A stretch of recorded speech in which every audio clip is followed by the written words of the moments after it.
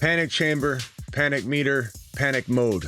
Running backs 2025 week number 2. Who are you panicked on walking into week number 2? I'm going to break down the running backs. I'm going to break down specifically these 5 running backs and whether you should be running away, running toward, or anything in between. The Fantasy Football Show Panic Chamber, Panic Meter show begins right now. From the FantasyFootballShow.com studios, it's the Fantasy Football Show. Monday through Friday, 8 p.m. Eastern. Smitty is also live whenever news breaks. Kicking it off with Jahmyr Gibbs. Are you panicked about Jahmyr Gibbs? The answer is absolutely not. I'm going to put this down to a 1 out of 10, maybe even 0 out of 10, just because there's some offensive turmoil. You got to probably put this at a 1 and just contemplate that.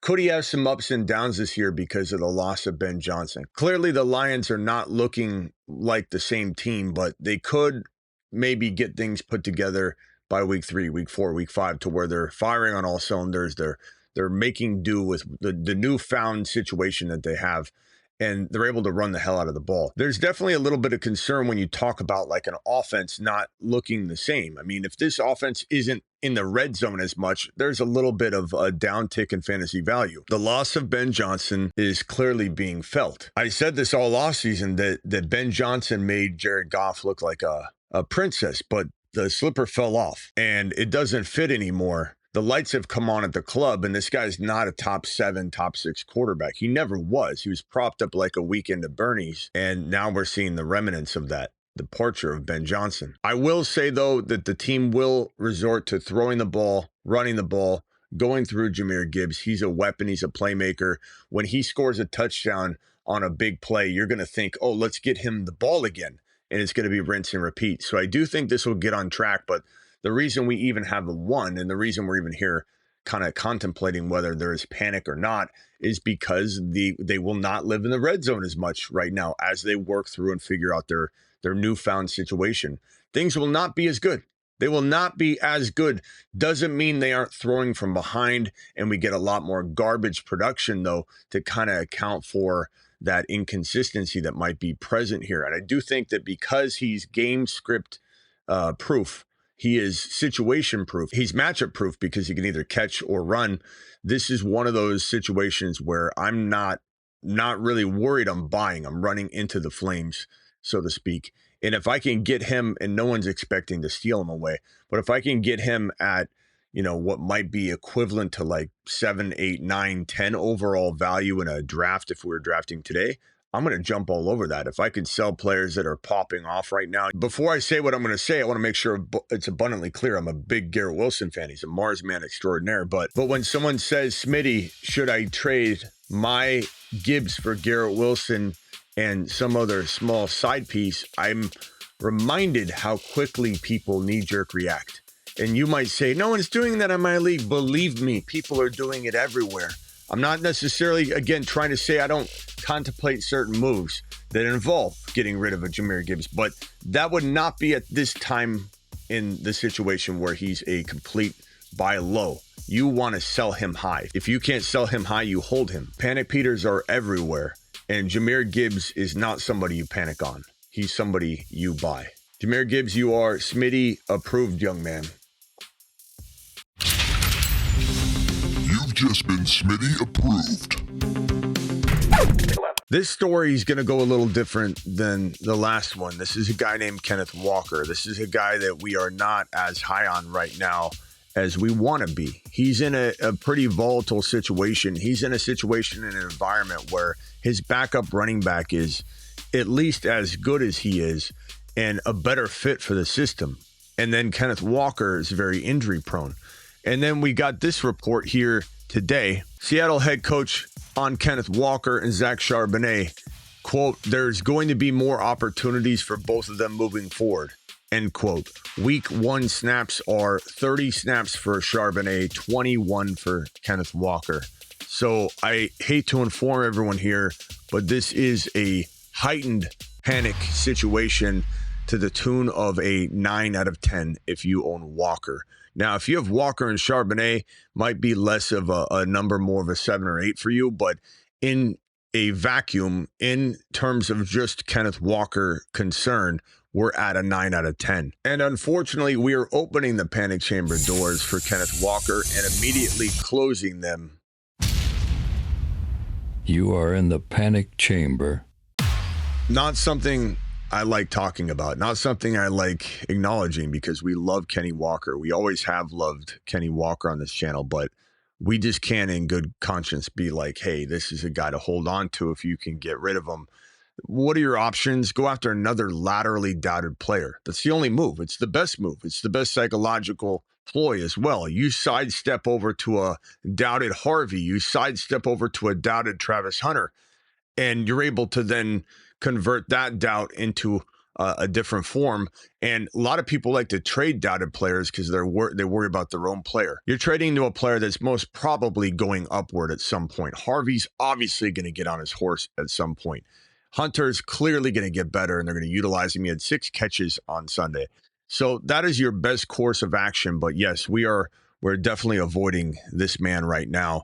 And if you own both Walker and Charbs, you might want to entertain, if you can, throwing Walker into a deal, keeping Charbonnet, and trying to go get a similar player, Harvey or Hunter, while keeping Charbonnet to have the best of both worlds. That would be my advice. But Walker, you are Smitty disapproved. I hate to say it. You've just been Smitty disapproved. Am I worried about Hendy right now? Absolutely not. This is if I could put a 0, I'd put a 0 here. This is a player I've very little concern, if any, about. The offense might sometimes be limiting, but again, as we talked all offseason, he's situation proof, he's matchup proof, as long as they're getting him the ball. That's the only problem right now. His head coach came out today and said, we're going to feed him, or we're going to run the ball a whole lot better and a whole lot more walking into week 2 and beyond. This is definitely a problem that they didn't feed him. It's definitely something that sank in, and people are panicking everywhere. And this is good for those leagues where you didn't get Hendy. You can go now trade for him pretty cheaply. And I would acquire an oversaturated amount of Hendy. I'm not concerned about it taking down multiple teams. If anything, this is an opportunity to double down on the thinking. And in leagues where you didn't get him, you go acquire him, and you're going to end up being handsomely rewarded with a top 10 running back. And I truly believe in the talent. I truly believe he will become one of those running backs that is most likely to score almost every single week in some way, whether it's a reception, whether it's a run. I love House Call Hendy. I'm buying at every level. Totally Smitty approved. Might go down as being one of the best opportunities in taking advantage of knee-jerk reacting Neds coming out of week 1. This could be one of the quickest and worst overreactions on the year, and we get to indulge after 1 week of football. Smitty approved. You've just been Smitty approved. Everything I said about Hendy, you can apply it here to Hampton. I mean, Hampton got 15 carries, and his head coach put all the blame on himself for that one play where he didn't slide and he ran out of bounds and stopped the clock. And after, he even said, I told him, that's not your fault. That's all my fault. And he started talking about how marvelous and monumental his game was. And Harbaugh loves Hampton. Hampton's not going anywhere. And the only other player to get more than 1 carry other than Hampton was Herbert. So this was the sole lone starter in week number 1 for the Chargers. And there's no better buy low than Hampton and Hendy at the running back position right now. If you need a running back right now, you've been hit with injury, or you just want to change things up, or you want to change a Walker out, Hampton's a great go-get for Walker, for anybody that you have struggling that you want to swap out. HHH and Associates will be bouncing back in a major way. Maybe there is a little bit of a bump in the road for the firm, and I enjoy that. I'm glad people are upset about it. I'm glad some people are calling the HH and Associates, which, by the way, is led by Emeka Egbuka right now. But I'm glad that some of the running backs in this stable are being doubted. Hendy, Hampton, Harvey, they're all Smitty approved, but especially Hampton is Smitty approved. You've just been Smitty approved. I think you can tell where I'm going with this one. I feel the same way about Hampton, the same way about Hendy, the same way about Harvey. And they're all go-get players for me. If I had to guess, Hampton and Hendy bounce back right away in week 2. There is a chance that Harvey takes the course of Jahmyr Gibbs. Unfortunately, it could happen where Gibbs wasn't effective till week 7. And I'm not saying he'll go that long, but could he go 1 or 2 more weeks? J.K. Dobbins is going to get hurt, number 1. Number 2, this guy popped off a 50-yard run. So no matter what J.K. Dobbins did, J.K. Dobbins had a nice touchdown run that Harvey would have easily had, probably would have ran that play even better.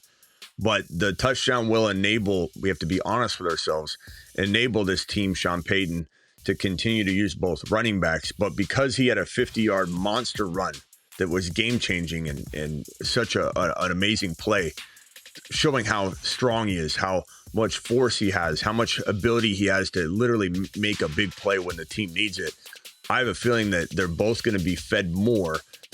They got to do something to get Bo Nix back on track. And I'm not a Bo Nix doubter right now. I know some of you think I'm going to jump off the train after 1 week. I don't play that way. I think that Bo Nix will need an established run. The team has the weapons and running backs to establish a run that's so dangerous that it makes Bo Nix's job easier. And I do believe Bo Nix is a dog, and he'll figure it out. He always has. Even in college, he went through adversity like this, and he bounced back and became a marvel. So I have no doubt Bo Nix will bounce back, but it will bounce back through the run. And Sean Payton's going to make sure to overfeed both J.K. and Harvey. And keep in mind, Sean Payton created Alvin Kamara, 81 reception Alvin Kamara rookie season running back value. And in the same year, Mark Ingram, the starting running back when Alvin Kamara was drafted onto the Saints, he was running back 9 in fantasy, and Alvin Kamara was running back 4. So I'm not saying JK finishes the year like that. I'm just saying right now we're okay if both of them are getting fed, but we do need Sean Payton to feed the run a little more, and I do think they will. So I think he'll be more valuable than a week 6, 7 unveiling like Gibbs his rookie year.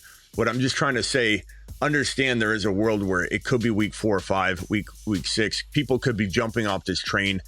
Remember Jahmyr Gibbs, people would come in week 4, week 5, week 6 and be like, Smitty, I'm unsubscribing to your channel. You told me to draft Jahmyr Gibbs.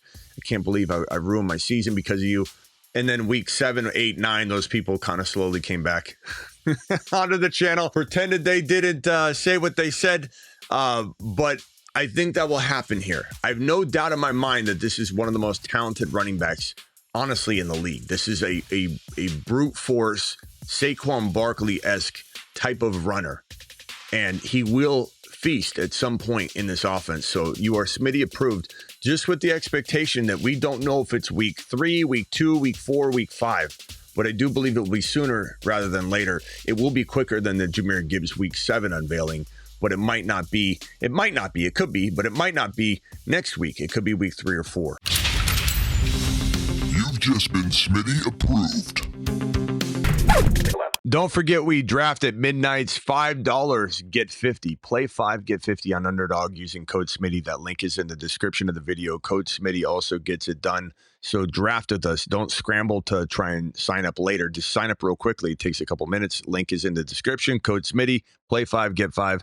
And then you also get a bonus a gimme pick in your account when you sign up. And also, don't forget to get on over to my 24/7, 365 live chat Patreon group. It's just a live chat. That's all it is. $10 a month, cancel anytime. Try it for 1 month and have yourself one of those, my group chat. You know, you hear people say, I got a group chat in my group chat. Yeah, I don't have a group chat. Now you do. $10 a month. Try it 1 month, cancel anytime. We literally cram into the game day lounge during all of the morning and afternoon games and Sunday night game. And then we will tonight for the Monday night game and Thursday night game. And so if you want to just hang out with a bunch of football buddies, this is the best place to do it. The link's in the description. The link is also patreon.com/the fantasy football show, but link in the description, link in every description. All my links are always in the description of every video if you're trying to find the link later. Don't forget, I'm live Monday through Friday, 8 p.m. Eastern, every single Monday through Friday. I'm also live additionally whenever big news breaks, and I'm also live additionally most midnights, almost every single midnight Eastern. See you all on the next one.